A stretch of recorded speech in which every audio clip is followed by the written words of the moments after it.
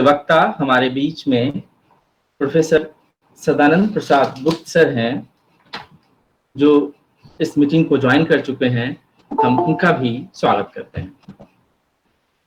Professor Sadanand प्रसाद गुप्त sir संप्रति उत्तर प्रदेश हिंदी संस्थान लखनऊ के कार्यकारी अध्यक्ष हैं। इससे पूर्व आप हिंदी विभाग गोरखपुर विश्वविद्यालय में प्रोफेसर के पद पर कार्य किया है। भक्ति साहित्य के गंभीर अध्येता के रूप में आपकी पहचान है। आपकी पुस्तकों में हिंदी साहित्य विविध परिदृश्य, राष्ट्रीय अस्मिता और हिंदी साहित्य के साथ साथ राष्ट्रीयता के अनन्य साधक महंत अभेद्यनाथ 3 खंडों में आपने इसकी रचना की है। इसके साथ ही आपके द्वारा संपादित पुस्तकों में संस्कृति का कल्पतरु कल्याण, आचार्य रामचंद्र शुक्ल, निर्मल वर्मा का रचना संसार, अज्ञेय सृजन के आयाम, संस्कृति संचार, सुमित्रानंदन पंत आदि अनेकों पुस्तकों का आपने संपादन कार्य किया है। महोदय, हिंदी विभाग की तरफ से और सांची बौद्ध भारतीय ज्ञान अध्ययन विश्वविद्यालय की तरफ से मैं आपका हार्दिक अभिनंदन करता हूं। मित्रों, जैसा कि आपको ज्ञात है, आज के व्याख्यान का विषय भावात्मक एकता के कवि मलिक मोहम्मद जायसी है। हमें ज्ञात है कि मलिक मोहम्मद जायसी का रचनाक्रम लगभग 15वीं-16वीं शताब्दी का है और आज हम 21वीं शताब्दी में उस टेक्स्ट पर बात करने जा रहे हैं, उनके रचनाक्रम पर बात करने जा रहे हैं। यह किसी भी टेक्स्ट की महनीयता है, किसी भी रचनाकार की महनीयता है कि कोई भी आलोचक, कोई भी पाठक किसी भी समय विशेष में उस पर बात करता है, नई दृष्टि के साथ बात करने की कोशिश करता है। यद्यपि कि हमें ज्ञात है कि जायसी के टेक्स्ट जो कि पद्मावत है, उस वह पाठालोचन की समस्याओं से गुजरता रहा है और वह आचार्य शुक्ल से लेकर के शाही तक और माता प्रसाद गुप्त तक हमने उसकी अनेक परंपराओं को देखा है। लेकिन आज के व्याख्यान में केवल जायसी का पद्मावत ही नहीं, अखरावत भी है और आखिरी कलाम भी है। तो इन सब के बीच से किस प्रकार जायसी भावात्मक एकता के कवि के रूप में हमारे सामने आते हैं, इसको हमें सुनना, अपने वक्ता महोदय से सुनना एक नई दृष्टि की को देखना होगा। इसके साथ ही मैं यहाँ पर कहना चाहूंगा कि जायसी मध्यकाल में उस बीच में खड़े हैं जहां एक तरफ उनके पूर्ववर्ती के रूप में कबीर हैं, तो दूसरी तरफ तुलसीदास हैं। कबीर के अपने मार्ग हैं, तुलसीदास के अपने मार्ग हैं और जायसी इनके बीच में भारतीय राष्ट्रीय संस्कृति का प्रतिनिधित्व करते नजर आ रहे हैं। तो वह किन रूपों में जायसी के द्वारा भारतीय राष्ट्रीय संस्कृति का प्रतिनिधित्व होता है, क्योंकि रचनाकार पर अपने समाज और राजनीति का दबाव होता ही है। और आप जानते हैं कि जायसी का जो रचनाक्रम है वह किसी हुमायूं से होता हुआ शेरशाह तक किसी न किसी रूप में उस समय फ्रेम को, उस समय के काल को अपने आप में समाहित करता है। जैसा कि आचार्य शुक्ल ने कहा है, जायसी के बारे में कहा है कि जायसी का तसव्वुफ आगे बढ़कर बिना अपने इस्लाम को छोड़े हिंदू धर्म के मर्म को स्पर्श करता है और शाही जी भी उनके इस मर्म के स्पर्श से सहमत नजर आते हैं। तो इसके बीच में अब मैं एक बार पुनः प्रोफेसर सदानंद प्रसाद गुप्त सर का हार्दिक अभिनंदन करता हूं, सांची विश्वविद्यालय परिवार की तरफ से, हिंदी विभाग की तरफ से। और महोदय, मैं आपको आमंत्रित करता हूं कि आप अपने इस विषय पर अपने वक्तव्य रखें। सर, आप आमंत्रित हैं सर।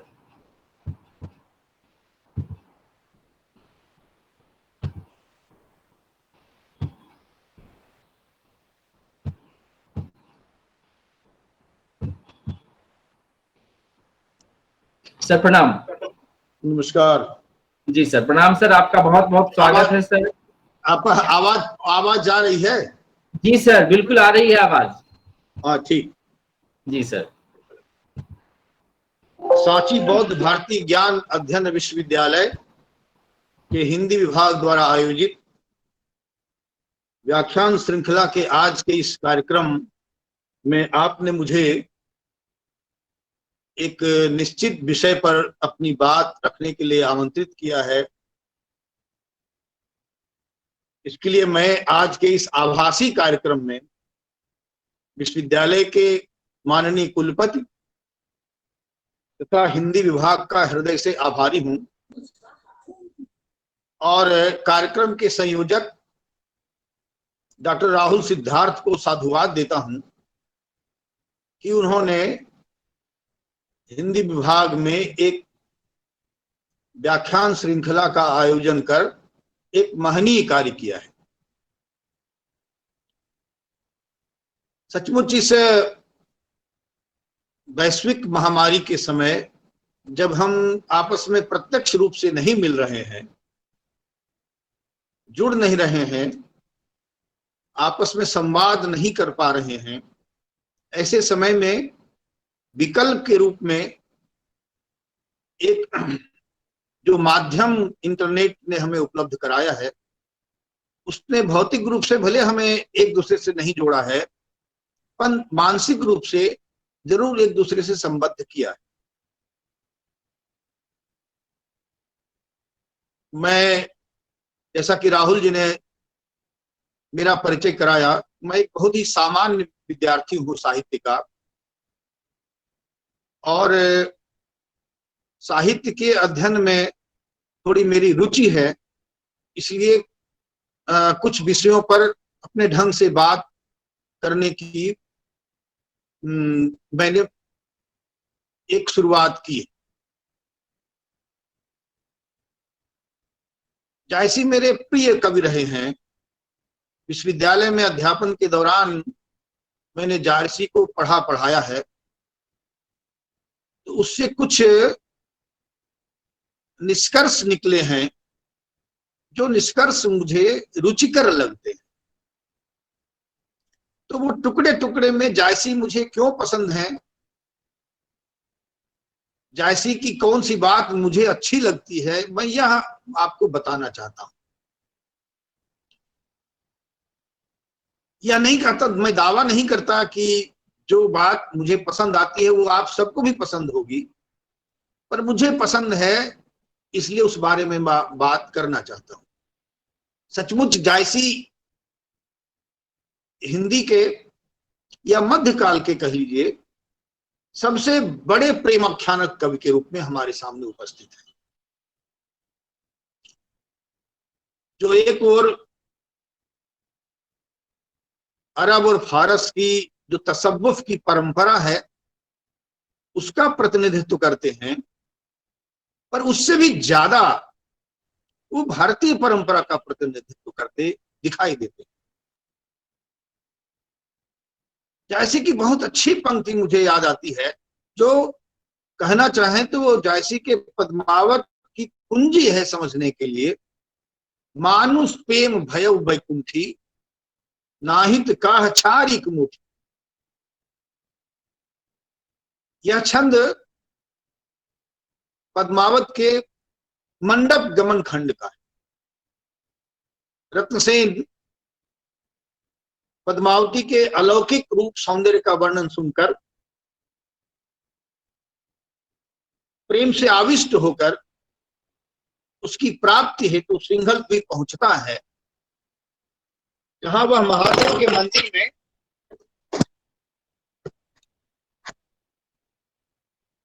पद्मावती के दर्शन के लिए प्रार्थना करता है। उसी मंडप से आकाशवाणी होती है, उसी से यह छंद संबद्ध है। मैं वह छंद आपके सामने रखना चाहता हूं। कई स्तुति जो बहुत मनावा, सबद अकूत मंडप महावा। मानुष प्रेम भयो बैकुंठी, नाहित काह छारिक मुठी।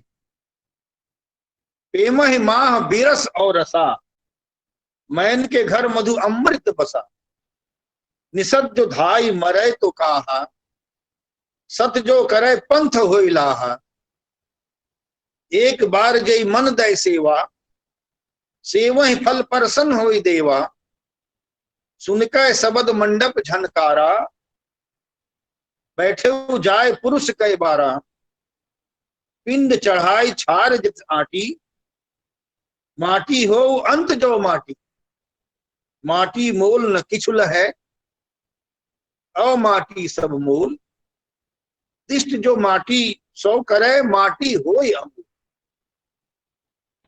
इस छंद में महत्वपूर्ण पंक्ति है, मानुष प्रेम भयो बैकुंठी, नाहित काह छारिक मुठी।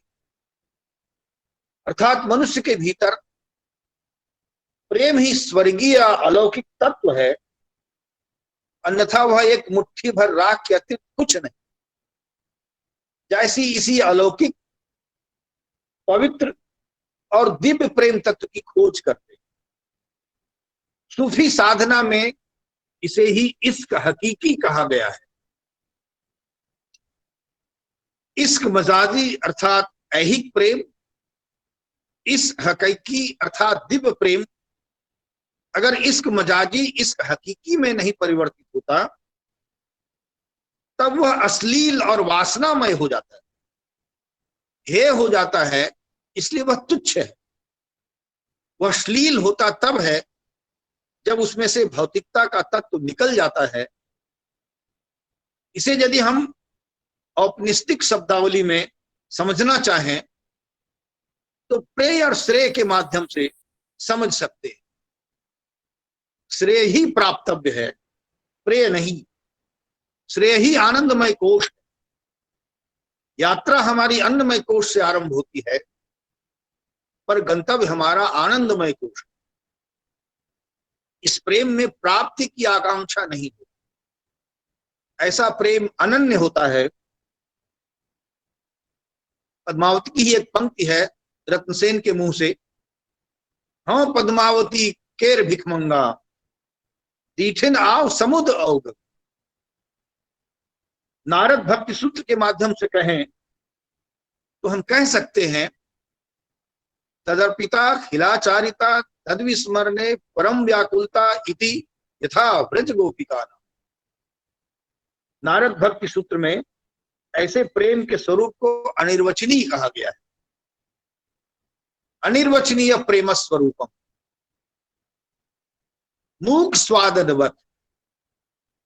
फिर वह कैसा होता है, उसके लिए नारद जी कहते हैं, वह गुण रहितम, कामना रहितम, प्रतिक्षण वर्धमानम, अविच्छिन्नम, सूक्ष्मतरम और अनुभव रूपम होता है।